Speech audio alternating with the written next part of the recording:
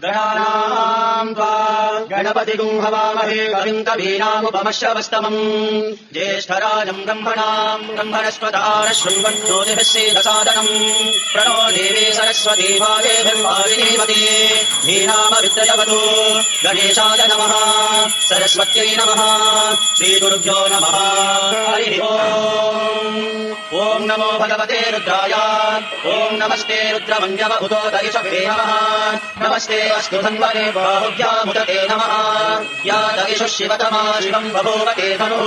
शिवा शरव्याया तवतया नो रुद्रमृडया या ते रुद्रशिवा तनूरघोरा पापदाशिनी तया नस्तनुभाषन्तमया गिरिशन्ताभिचाकशी यामिषम् गिरिशम् तहस्ते विभर्षस्तवे शिवाम् गिरित्रताम् कुरुमाहितुम् श्रीपुरुषम् जगत् शिवेन वचसा त्वा गिरिशास्थावयामसि यथा नः सर्वविद्यगणयक्ष्मगुम् सुमना असत् अध्यवोचदधि भक्ता प्रथमो देव्योऽभिषक् अनीकुश्च सर्वान् ब्रह्मयम् सर्वाश्रयानुधान्यः असौ यस्ताम्रो अरुण उत बभ्रुः सुमङ्गलः ये चेमागुम् रुद्रा अभितो दिक्षुश्रिता सहस्रशो वैष्ठागुम् भेडयेमहे असौ यो वसर्पति नीलग्रीवो विलोहितः उतैनम् गोपा अदृशन्नदृशन्नुदहायः उतैनम् विश्वाभूतानि स दुष्टो मृडयादिनः नमो अस्तु नीलग्रीवाय सहस्राक्षाय मीमुषे अथो ये अस्य सत्त्वानोऽहम् तेभ्योऽतरम् नमः प्रमुञ्जधन्वनस्त्वमुभयोराग्नियोर्जाम् याश्च ते हस्त इषवः पराता भगवो मम अवदत्यधनुस्त्वम् सहस्राक्षशते सुहे निशील्य शल्यानाम् मुखाद्यो नः सुमना भव विद्यम् धनुः कवर्दिनो विशल्यो पाणवागुम् उता अनेशन्नस्येष महापुरस्य निसंहतिः या ते हेतन्नेष्टमहस्ते बभूवते धनुः तयास्मान् विश्वरस्त्वमयक्ष्मया परिभुजा नमस्ते अस्त्वायुधायानादताय कृष्णवे उहाभ्यामुदते नमो बाहुभ्याम् कवधन्वने परिते धन्वनो हेति अस्मान् कृणक्तु विश्वतः अथो ययिषुभिस्तवाये अस्मन्निधेहितम् नमस्ते अस्तु भगवन् विश्वेश्वराय महादेवाय त्रयम्बकाय त्रिपुरान्तकाय त्रिकाग्निकालाय कालाग्निरुद्राय नीलकण्ठाय मृत्युञ्जयाय सर्वेश्वराय सदाशिवाय श्रीमन्महादेवाय नमः नमो हिरण्यवाहवे सेनान्ये द्विषाञ्चपतये नमो नमो वृक्षेभ्यो हरिदेशेभ्यः पशूनाम् पतये नमो नमः सस्मिञ्जराय द्विषेमदे पथीनाम् पतये नमो नमो बभ्लुषाय विव्याधिनेनाम् पतये नमो नमो हरिकेशायोपवीतिने पुष्टानाम् पतये नमो नमो भवस्य हेत्यैत्यरताम् पतये नमो नमो रुद्राय ददाविने क्षेत्राणाम् पतये नमो नमः शूटाय हन्त्याय वनानाम् पतये नमो नमो रोहिताय स्तपतये वृक्षाणाम् पतये नमो नमो मन्त्रिणे वाणिजाय दक्षाणाम् पतये नमो नमो भुवन्तये वायुस्कृताय औषधीनाम् पतये नमो नमः उच्चैर्घोषाय क्रन्दयते पत्तीनाम् पतये नमो नमः कृष्णवेदाय तावते सत्त्वनाम् पतये नमः नमः सहमानाय निव्याधिनः व्याधिनीनाम् पतये नमो नमः प्रभुहाय निषङ्गिने श्रेणानाम् पतये नमो नमो निषङ्गिन इषुधिमते प्रस्कराणाम् पतये नमो नमो पञ्चदे परिपञ्चदे स्थायूनाम् पतये नमो नमो निचेरवे परिसरायारण्यानाम् पतये नमो नमः श्रिताविद्योजिदातुम् सद्यो मुष्णताम् पतये नमो नमो शिवद्यो नक्तम् जलद्यप्रवृन्दानाम् पतये नमो नमः पुष्टीशिने चराय पुरुञ्जानाम् पतये नमो नमः इषुमद्योरम्भाविभ्यश्च वो नमो नमः आरम्भानेभ्यः प्रतिदधानेभ्यश्च वो नमो नमः आयक्षभ्यो विसृजभ्यश्च वो नमो नमोऽस्यभ्यो विद्यभ्यश्च वो नमो नमः आसीनेभ्यः शयानेभ्यश्च वो नमो नमः स्वपद्योक्ताद्रभ्यश्च वो नमो नमस्तिष्ठद्योक्तावद्भ्यश्च वो नमो नमः सभाभ्यः सभापतिभ्यश्च वो नमो नमो अश्वेभ्योऽश्वपतिभ्यश्च वो नमः नमः आव्याधिनेभ्यो विविध्यन्तेभ्यश्च वो नमो नमः उगणाभ्यस्तृगुम् अगेभ्यश्च वो नमो नमो वृक्षेभ्यो वृक्षपतिभ्यश्च वो नमो नमो गादेभ्यो गातपतिभ्यश्च वो नमो नमो गणेभ्यो गणपतिभ्यश्च वो नमो नमो विरूपेभ्यो विश्वरूपेभ्यश्च वो नमो नमो महद्भ्यः सुल्लभेभ्यश्च वो नमो नमो रथिभ्यो रथेभ्यश्च वो नमो नमो रथेभ्यो प्रथपतिभ्यश्च वो नमो नमः सेनाभ्यश्च वो नमो नमः शत्रुभ्यः सङ्ग्रहेतुभ्यश्च वो नमो नमस्तक्षभ्यो रथकारेभ्यश्च वो नमो नमः कुलालेभ्यः कर्मारेभ्यश्च वो नमो नमः पुञ्जिष्ठेभ्यो विषादेभ्यश्च वो नमो नमः इषुभ्यो गन्धभ्यश्च वो नमो नमो हृदयुभ्यश्वरिभ्यश्च वो नमो नमः श्वभ्यश्वपदिभ्यश्च वो नमः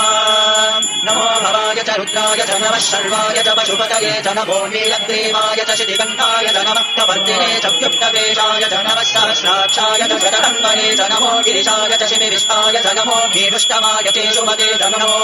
ह्रस्वाय च वामनाय च नमो बृहते च वर्षीयसे च नमो वृद्धाय च संवृत्वने च नमो अग्र्याय च प्रथमाय च नमः आशवे चाचिराय च नमः शीघ्रियाय च शेभ्याय च नमः पूर्व्याय च वस्वन्याय च नमः षोडश्याय च द्वेभ्याय च नमो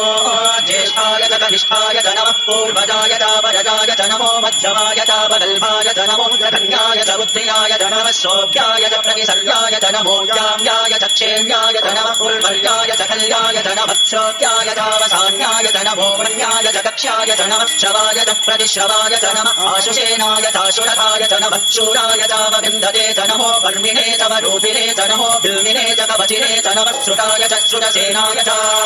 नमो दुन्दुभ्याय च हनन्याय च नमो कृष्णवे च प्रवृषाय च नमो दूताय च प्रहिताय च नमो निषङ्गिने च सुधिमते च नमस्तेक्ष्णे च वेचायुधिने च नमः स्वायुधाय च सुगन्वने च नमः श्रुत्याय च पथ्याय च नमः ताट्याय च नीत्याय च नमः चोद्याय च सरस्याय च नमो नाद्याय च वैशन्ताय च नमः कोप्याय च भट्याय च नमो वर्षाय च वश्याय च नमो वेद्याय च विद्युत्याय च नमः कीर्त्याय च तप्याय च नमो वात्याय च रेश्म्याय च नमो वास्तव्याय च वास्तुवाय च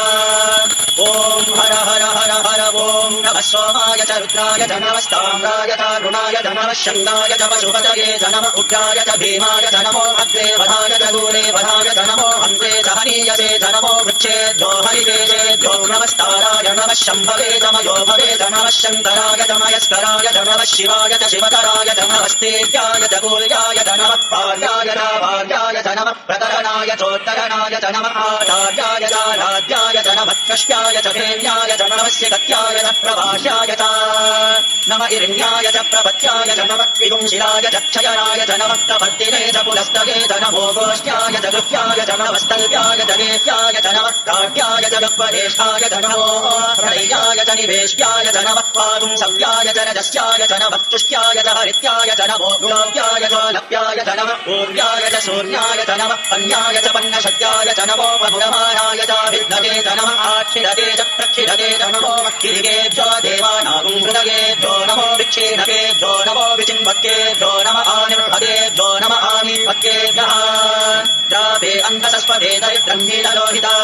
तेषाम् पुरुषाणाम् येषाम् पशूनाम् माभे मारोमो तेषाम् किञ्चनामवत् या ते रुद्रशिवा तनो शिवा विश्वाः भेषजी शिवा रुद्रस्य भेषजी तयानो मृडजीवसे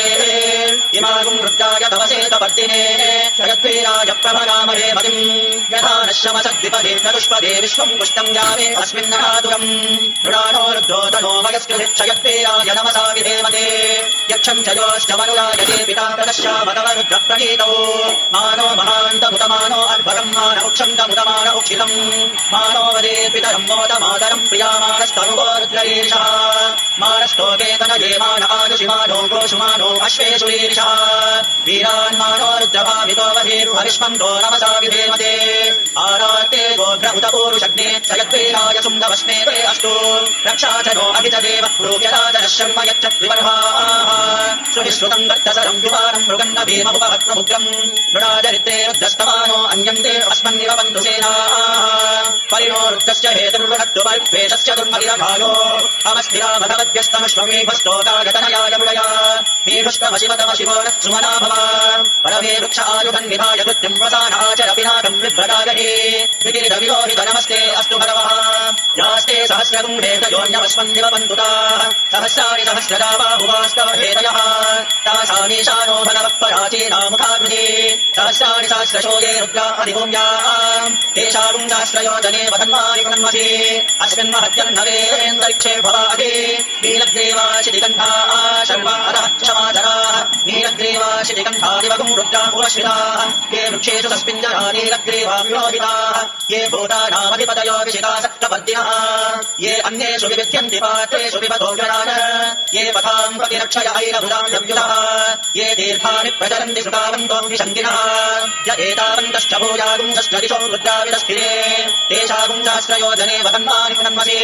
नमो रुद्रेभ्यो ये पृथिव्याम् येऽन्तरिक्षे ये दिवि येषामन्नम् वातो वर्षमिषवस्तेभ्यो दश प्राचेत् दश दक्षिणाम् दश प्रतीचेत् दशोदीचेत् दशोद्वास्तेभ्यो नमस्ते नो मृडयन्तु तेयम् विष्णो यश्च नोद्वेष्टितम् वोदम् भेदधामि त्र्यम्बकम् यजामहे सुगन्धिम् पुष्टिवर्धनम् उर्वारुकमिव बन्धनाम् मृत्योर्मुक्षीयमामृतात् यो रुद्रो अग्नौ यो अप्सु य ओषधीषु यो रुद्रो विश्वाभुवनाभिवेश तस्मै रुद्राय नमो अस्तु ये ते सहस्रमयुतम् पाशा मृत्योर्वत्याय हन्तवे ताम् यज्ञस्य मायया सर्वामवयजामहे मृत्यवे स्वाहा प्राणानाम् गन्धयसि रुद्रो माविशान्तकः तेनान्येनात्यायस्व नमो रुद्राय विष्णवे मृत्युर्मे पावे तमुष्टु यश्विषुश्रुधन्वायो विश्वस्य क्षयति भेषजस्य यक्ष्वामहेसौ मनसाय रुद्रम् नमो भिप्रेवमसुरम् दुवस्य अयम् मे हस्तो भगवानयम् मे भगवत्तरः अयम् मे विश्वभेषजोऽयम् शिवाभिमर्शमः ॐ शान्तिः शान्तिः शान्तिः त्र्यम्बकं यजामहे सुगन्धिं पुष्टिवर्धनम् उर्वारुकमिव बन्धनान् मृत्योर्मुक्षीयमामृतात् यो रुद्रो अग्नव्यो अप्सुय ओषधीषु यो रुद्रो विश्वाभुवनाविवेश तस्मै रुद्राय नमो अस्तु तमुष्टु हि यस्विषुः सुधन्वायो विश्वस्य क्षयति भेषजस्य यक्ष्वामहेसौ मनसाय रुद्रम् नमोभिर्देवमसुरम् दुवस्य अयम् मे हस्तो भगवानयम् मे भगवत्तरः अयम् मे विश्वभेषजोऽयम् शिवाभिमर्शनः ये ते सहस्रमयुतम् पाशा मृत्योमर्त्याय हन्तवे तान् यज्ञस्य मायया सर्वानवयजामहे मृत्यवे स्वाहा ॐ नमो भगवते रुद्राय विष्णवे मृत्युर्मे पाहि प्राणानाम् ग्रन्थिरसि रुद्रो मा विशान्तकः तेनान्नेनाप्यायस्व सदाशिवो